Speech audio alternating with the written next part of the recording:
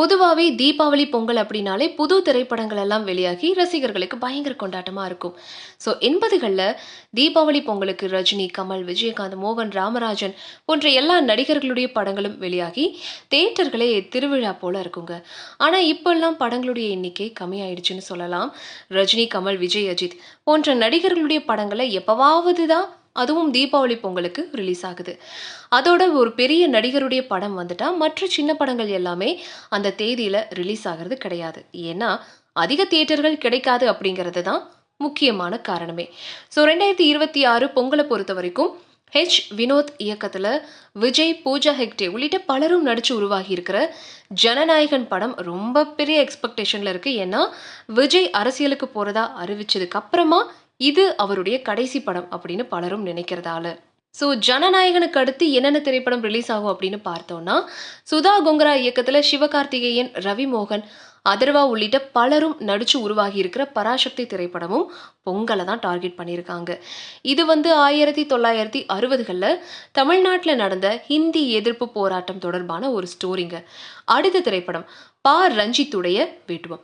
So இந்த திரைப்படமும் பொங்கலுக்கு ரிலீஸ் ஆகிருக்கு. ஸோ இந்த படத்துல ஆர்யா, தினேஷ் இவங்க எல்லாருமே ஆக்ட் பண்ணியிருக்காங்க.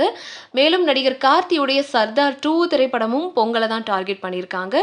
கார்த்தி நடிச்ச சர்தார் திரைப்படம் 2022 வருஷம் வெளியாகி பயங்கர ஹிட் அடிச்சுது. ஸோ இப்போ இதோடைய 2வது பாகம் அதிகமான பட்ஜெட்ல உருவாகிட்டு இருக்கு.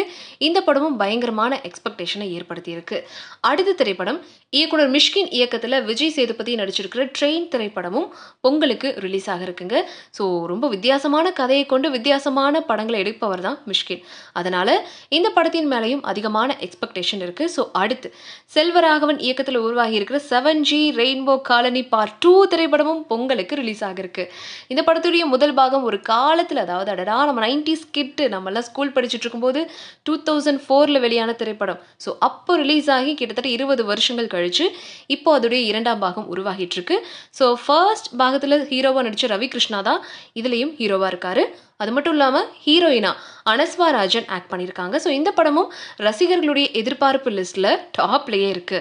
ஆனா இது இப்போதைய நிலவரம் தான் அப்படின்னாலும் கூட பொங்கல் நெருங்க நெருங்க இதுல இருந்து ஒரு சில படங்கள் விலகவும் வாய்ப்பு இருக்கு, ஒரு சில படங்கள் உள்ள வரவும் வாய்ப்பு இருக்கு. ஸோ எது எப்படின்னாலும் ஜனநாயகனும் பராசக்தியும் கண்டிப்பா பொங்கலுக்கு ரிலீஸ் ஆகும் அப்படிங்கிறதுல எந்த மாற்று கருத்துகளும் கிடையாதுங்க.